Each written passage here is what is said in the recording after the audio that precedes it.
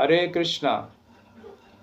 ये वीडियो उन विद्वानों के लिए जो अक्सर ये कहते हुए पाए जाते हैं कि हम तो वेदों का अध्ययन तो करते हैं लेकिन पुराण और इतिहास का अध्ययन नहीं करते और ना ही जानने की ये इच्छुक हैं, क्योंकि ये स्मृति शास्त्र है और वेद जो है वो श्रुति शास्त्र है। और कुछ लोग कहते हैं कि महाभारत को अपने घरों में नहीं रखना चाहिए क्योंकि इससे क्लेश बढ़ता है, इसका भौतिक लाभ कुछ भी नहीं है। तो इन दोनों प्रश्नों का उत्तर आज हम इस वीडियो में लेंगे। तो भगवान वेद व्यास जो स्वयं श्रुति और स्मृति दोनों शास्त्रों के रचयिता हैं, या उनके शिष्य जो हैं, उनके कई शिष्यों ने भी स्मृति शास्त्र का अध्ययन करके और इसका सुनकर परंपरा द्वारा इसका वर्णन किया है, कई पुराणों की रचना की है। तो दोनों में भेद करना ये कहीं भी उचित नहीं है। यहाँ तक कि भगवान वेद व्यास महाभारत के आदि पर्व के अध्याय 1 श्लोक संख्या 267-268 में इसके बारे में ये वर्णन करते, वेदों का अर्थ और उसका विस्तार इतिहास और पुराणों द्वारा ही समर्थन करना चाहिए।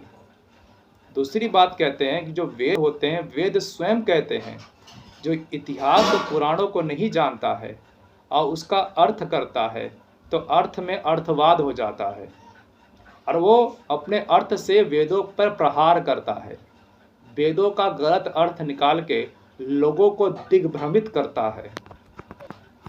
तो अन्य बहुत सारे ऐसे उदाहरण है महाभारत में और अन्य पुराणों में कि वेदों का समर्थन जो है हमें इतिहास और पुराणों के द्वारा ही करना चाहिए। इसलिए महाभारत को पंचम वेद भी कहा जाता है।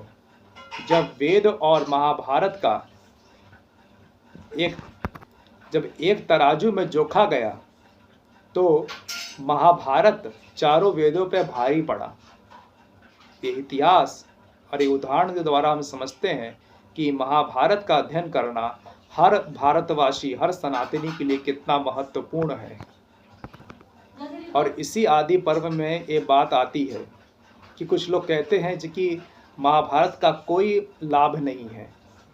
तो इसी आदि पर्व के इसी श्लोक के कंटिन्यूस में भगवान वेद व्यास कहते हैं कि जो इस आदि पर्व का 1/4 भाग किसी को पढ़ के सुनाता है उसे अक्षय अर्थ की, धन की प्राप्ति होती है, उसका धन कभी नष्ट नहीं होता।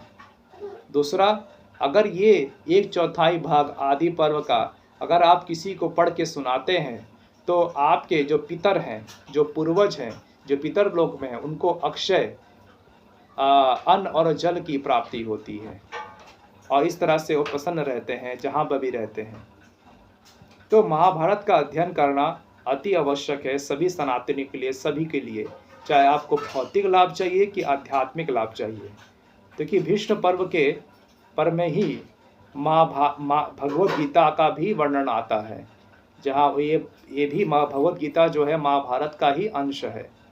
तो आप जो कि भगवत गीता उपनिषदों का सार है, तो किस तरह से आप महाभारत को इग्नोर करके और अन्य चीज़ों पर ध्यान केंद्रित कर सकते हैं। इसलिए महाभारत का अध्ययन अवश्य करें।